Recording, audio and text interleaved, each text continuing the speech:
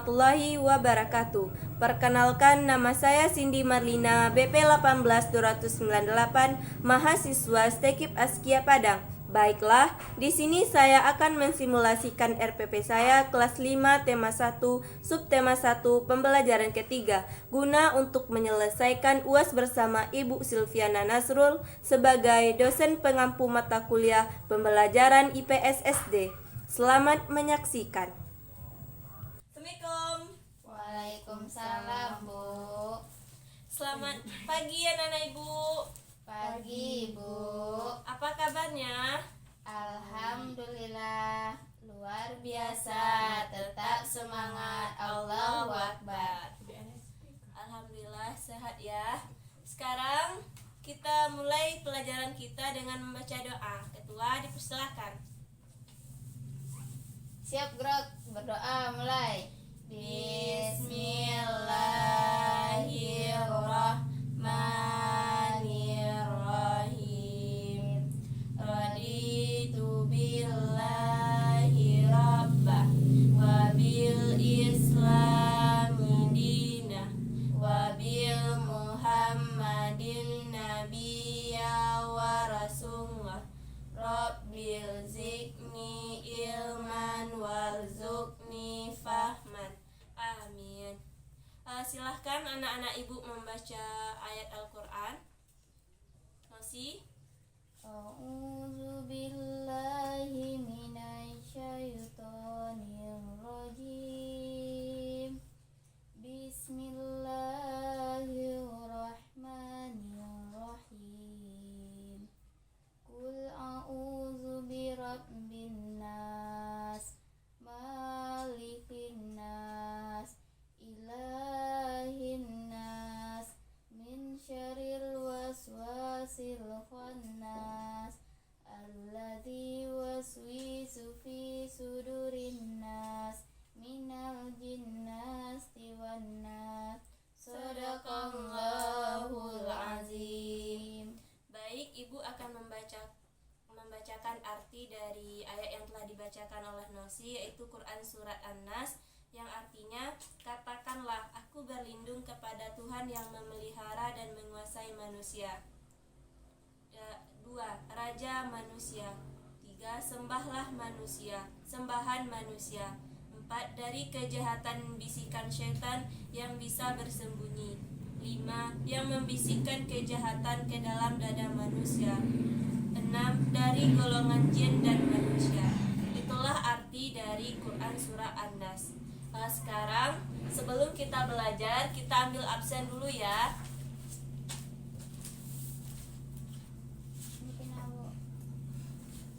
Terima kasih. Nosi. Hadir, Bu. Yola. Hadir, Bu. Alhamdulillah sekarang hadir semua ya. Gimana perjalanan pergi sekolah tadi? Udah sarapan? Sudah, Bu. Belum, Bu. Kenapa belum sarapan, Yola? Telat bangun, Bu. Lain kali bangun cepat ya, biar nggak Siap, telat Bu. lagi. Udah siap belajar? Siap, Bu. Bagus. Udah semangat? Semangat, Bu. Baguslah. Sekarang kita belajar. Buka halaman 20. Sudah? Sudah, Bu. Coba kalian perhatikan gambar apa yang ada di sana? Baskom, Bu. Ya, terus apa lagi? Jerigen. Ya, jerigen. Terus apa lagi yang ada di sana? Hewan, Bu. Kelinci. Oh iya, ada kelinci yang ada di belakang. Itu merupakan gambar pemanfaatan dari air seni kelinci. Pernah kalian dengar? Tidak, Bu. Coba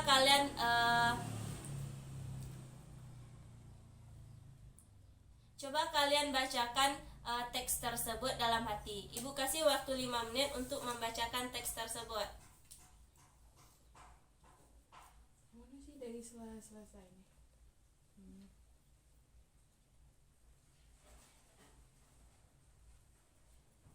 Sudah? Sudah, Bu. Sekarang coba kalian diskusikan tentang teks pemanfaatan air seni kelinci. Baik, Bu. saja manfaat dari air seni kelinci tersebut? Oke, Bu.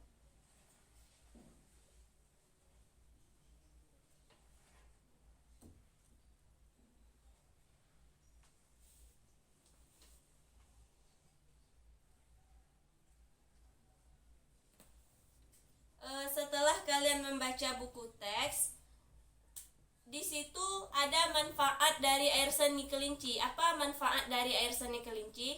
Bahan pupuk organik, Bu. Ya, pintar. Air seni kelinci itu bisa digunakan sebagai bahan pupuk organik untuk tumbuh-tumbuhan. Terus mengapa alasan orang di dalam gambar tersebut mengumpulkan air seni kelinci? Agar bisa dijadikan pupuk cairan organik untuk memupuk sayurannya, Bu. Iya. Itu adalah pemanfaatan sumber air seni kelinci.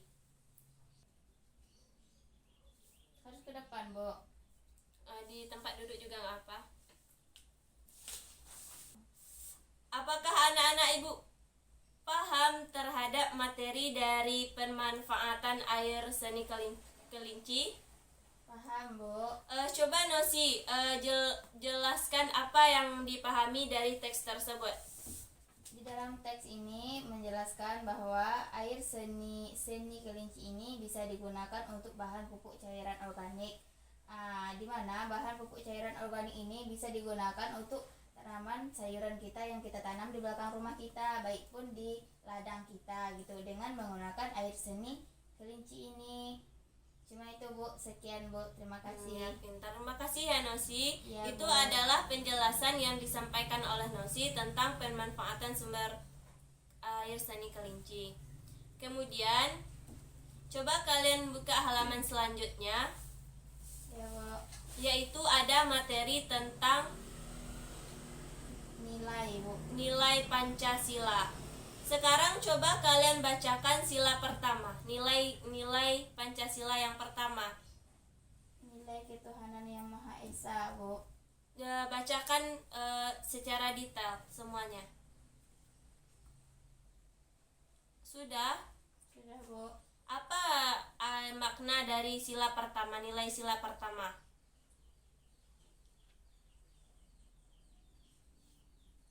Ketuhanan yang Maha Esa, Bu, menjelaskan tentang keesaan Tuhan, Bu. Ya, pintar, tentang keesaan Allah Subhanahu wa taala.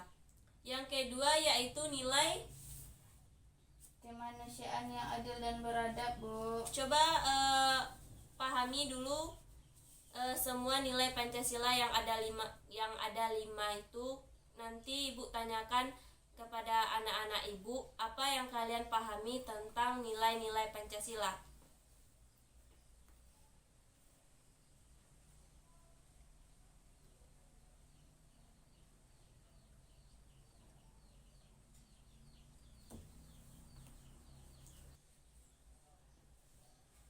Apakah sudah? Sudah, Bu. Alhamdulillah. Sekarang Ibu pengen tanya, dari nilai sila-sila Pancasila tersebut, apa saja sifat yang harus kita tanamkan dalam sila pertama? Yaitu ketuhanan yang Maha Esa, seperti contohnya Rajin beribadah, Bu. pintar. Yang sila kedua, Saling membantu, Bu, satu sama lain. yang ketiga, Persatuan gotong royong bersama di masyarakat, sosial budaya. yang keempat, Mengambil keputusan itu harus melakukan permusyawaratan dulu, jangan mengambil dengan sendiri-sendiri. nilai yang kelima, nilai keadilan sosial nilai keadilan sosial yang kelima. Yang mana keadilan sosial ini menyuruh kita menghindari sifat dalam pemborosan, dalam hidup yang mewah, yang berlebih-lebihan, seperti itu, Bu. Ya, pintar. Semua penjelasan yang diberikan oleh Nosi tadi semuanya benar tentang nilai-nilai Pancasila, seperti gotong royong, rajin beribadah, bekerja sama, saling membantu, dan adapun musyawarah. Itu adalah nilai-nilai Pancasila yang ada di dalam lingkungan kita sehari-hari.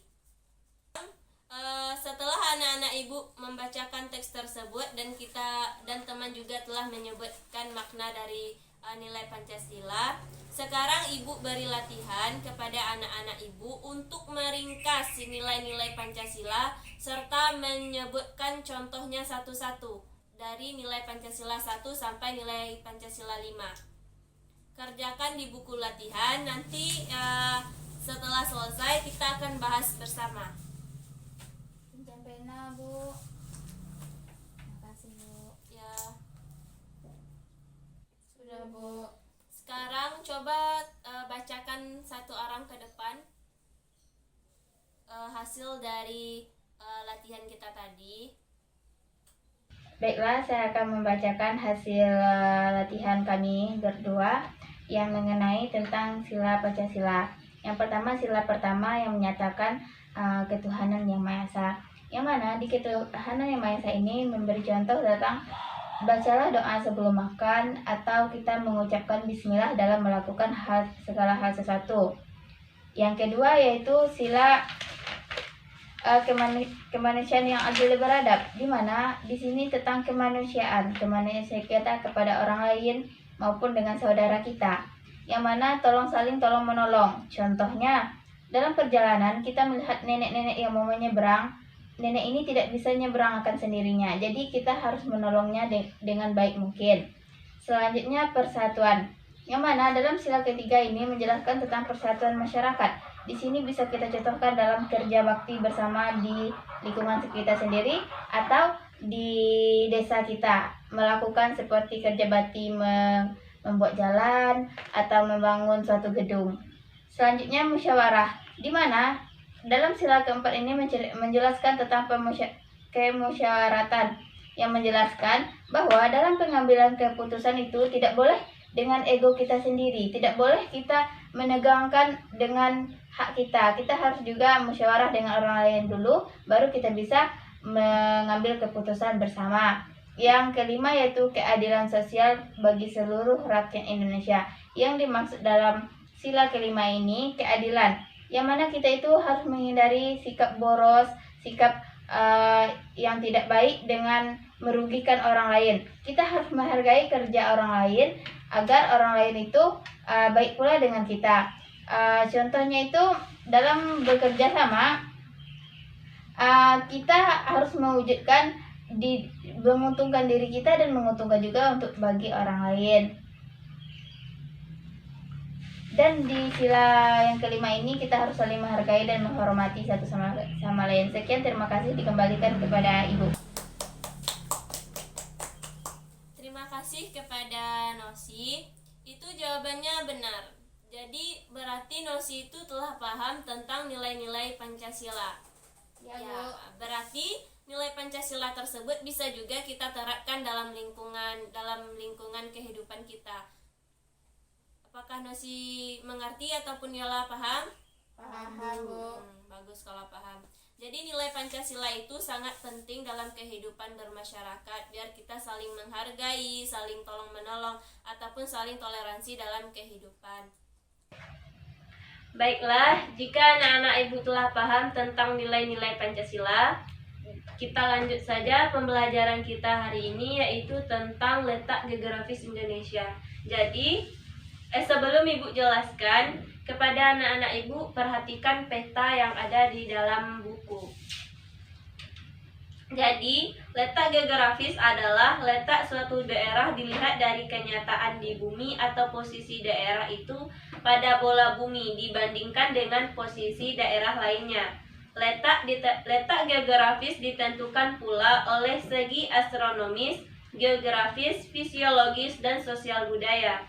Berdasarkan letak geografis, Kepulauan Indonesia terletak di antara benua Asia dan benua Australia, serta di antara Samudra Hindia dan Samudra Pasifik. Dengan demikian, wilayah Indonesia berada pada posisi lang yang mempunyai arti penting dalam kaitannya dengan iklim dan perekonomian. Wilayah Indonesia yang terletak pada posisi yang strategis dan menguntungkan karena beberapa alasan. Yang pertama, letak Indonesia di antara benua Asia dan benua Australia. Yang kedua, letak Indonesia di antara Samudra Pasifik dan Samudra Hindia. Adapun keuntungan dari Indonesia terletak di dua benua tersebut. Yang pertama, Indonesia itu sebagai titik persilangan kegiatan perekonomian dunia, baik antar pedagang negara-negara industri dan negara-negara yang berkembang. Seperti contohnya, Ibu contohkan adalah industri atau negara yang sedang berkembang seperti Jepang, Korea, RRC dengan negara-negara di Asia, Afrika, dan Eropa. Letak astronomis Indonesia berada di antara 6 derajat lintang utara, 11 derajat lintang selatan, dan 95 derajat bujur timur, dan 141 bujur barat. Sekarang, Ibu minta kepada anak-anak Ibu untuk membuatkan peta Indonesia yang ada di gambar di buku. Okelah, sambil kalian menuliskan gambar peta, Ibu akan menjelaskan kondisi geografis, di mana kondisi geografis merupakan suatu keadaan alam yang terjadi pada permukaan bumi di wilayah tertentu. Kondisi geografis pada permukaan ini dapat kita pelajari dalam ilmu geografis permukaan bumi sendiri yang memiliki bermacam-macam kondisi. Kondisi geografis dapat dilihat melalui berbagai aspek. Yang pertama, letak. Itu adalah lokasi geografis, luas, bentuk, dan posisi koordinat peta. Yang kedua, relief, di mana relief ini merupakan bagaimana bentuk permukaan atau kontur dan juga ketinggiannya. Yang ketiga, cuaca dan iklim. Cuaca dan iklim merupakan keadaan yang ada di wilayah kita sendiri. Yang keempat, yaitu jenis tanah, merupakan kondisi tanah pada daerah kita. Misalnya kondisi di tanah daerah kita itu ada yang tandus, ada juga yang bagus untuk ditanami tanaman. Terus dalam segi sumber daya, Indonesia itu terkenal dengan sumber daya yang melimpah. Jadi letak Indonesia itu sangat bagus karena sumber dayanya banyak, dan daerah lain ingin menempati Indonesia karena hal tersebut.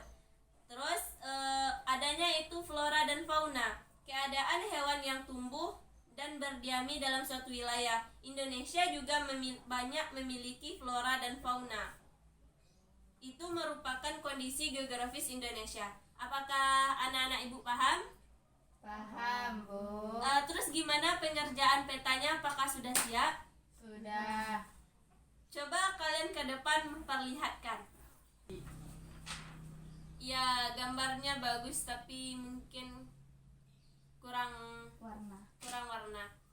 Jadi kalian udah paham tentang peta? Paham, Bu. Kondisinya Paham juga, dan Bu. letak geografis? Iya, Bu. Oh, bagus, alhamdulillah ya. Berarti anak-anak Ibu telah paham tentang kondisi geografis wilayah Indonesia. Sekarang Ibu berikan latihan kepada kalian. Coba kalian tuliskan di buku. Soal yang pertama, Jawabannya aja ya, Bu. ya juga nggak apa-apa. Bagaimana kondisi geografis di wilayah kita? Tropis. Udah ditulis di bukunya, nanti kita bacakan sama-sama. Soal yang kedua, bagaimanakah cuaca dan iklim negara Indonesia?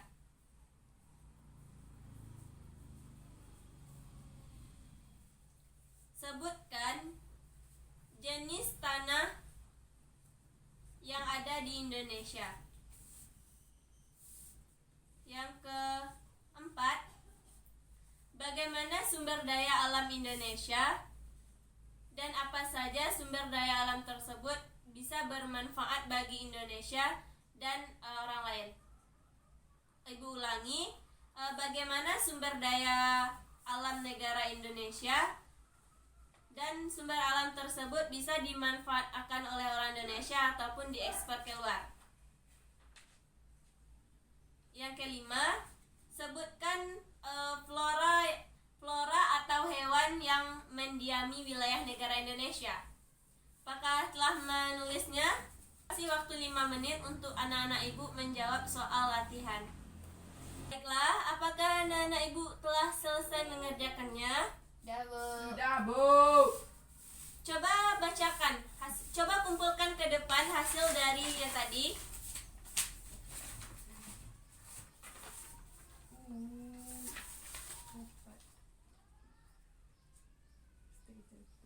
Ya, terima kasih pada anak-anak ibu telah menjawabnya. Jadi pertanyaan yang pertama tadi itu adalah bagaimana kondisi geografis Indonesia. Jawabannya yaitu tropis, hujan, dan panas. Jadi jawabannya betul. Itulah ibu menjawab. Yang kedua, cuaca yang ada di wilayah Indonesia yaitu panas dan dingin. Juga betul. Yang ketiga yaitu jenis tanah Indonesia. Jenis tanah Indonesia itu ada yang gambut, tanah hitam, Tandus. dan tandus. Berarti jawabannya benar. Yang keempat, sumber daya alam Indonesia. Ya memang, tapi jawabannya kurang tepat. Ibu akan jelaskan kalau sumber daya alam Indonesia itu sangat melimpah. Seperti minyak tanah, di mana minyak tanah tersebut banyak manfaatnya bagi kita. Seperti ketika lampu mati, itu bisa kita gunakan minyak tanah ataupun minyak bumi. Itu pun minyak bumi atau minyak tanah itu berasal dari fosil-fosil yang terlebih dahulu yang berevolusi menjadi bahan bakar. Itulah materi kita tentang kondisi geografis negara Indonesia.